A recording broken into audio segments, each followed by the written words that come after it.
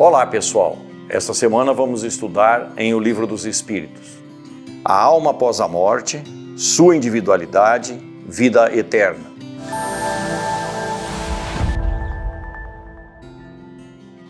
Questão 149. Em que se transforma a alma no instante da morte? Volta a ser espírito, retornando à pátria espiritual de onde ele saiu momentaneamente. E aqui a gente vê que Kardec designa alma, o espírito na condição de encarnado. Questão 150. A alma conserva a sua individualidade após a morte? Sim, jamais a perde. E o que seria dela se perdesse a sua individualidade? Nós sempre haveremos de continuar espíritos que somos, rumo à perfeição de uma forma individual. Questão 150A. Como a alma constata a sua individualidade se não tem mais o corpo material? Tem ela um fluido especial que é retirado do planeta em que o espírito está habitando. Esse fluido espiritual chama-se perispírito, o corpo intermediário entre o espírito e o corpo físico. E é, portanto, por esse corpo que ele percebe as sensações que o mundo espiritual lhe traz. Questão 150B. A alma não leva nada deste mundo? Nada mais do que a lembrança e um desejo por uma vida melhor.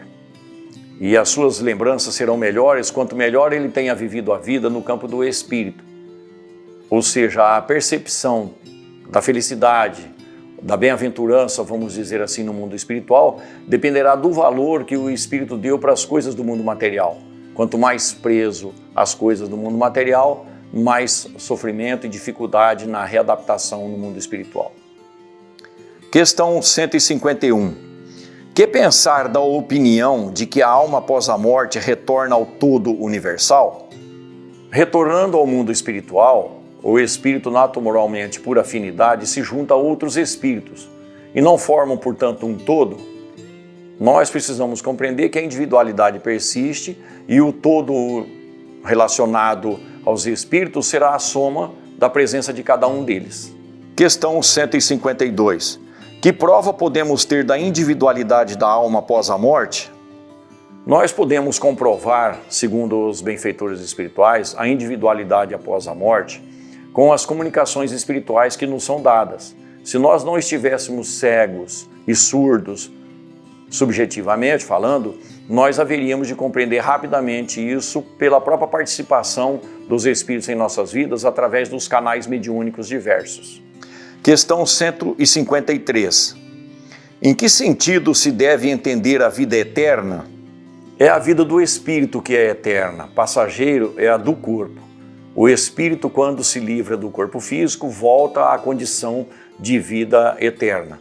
Ou seja, isso deveria nos alentar, o espírito, quando nós estivermos desanimados diante das possibilidades do término da vida, porque há uma continuidade rumo à eternidade.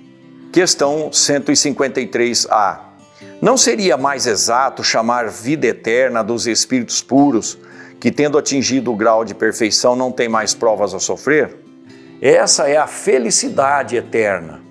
No entanto, os benfeitores espirituais nos advertem que é tão somente uma questão de palavras.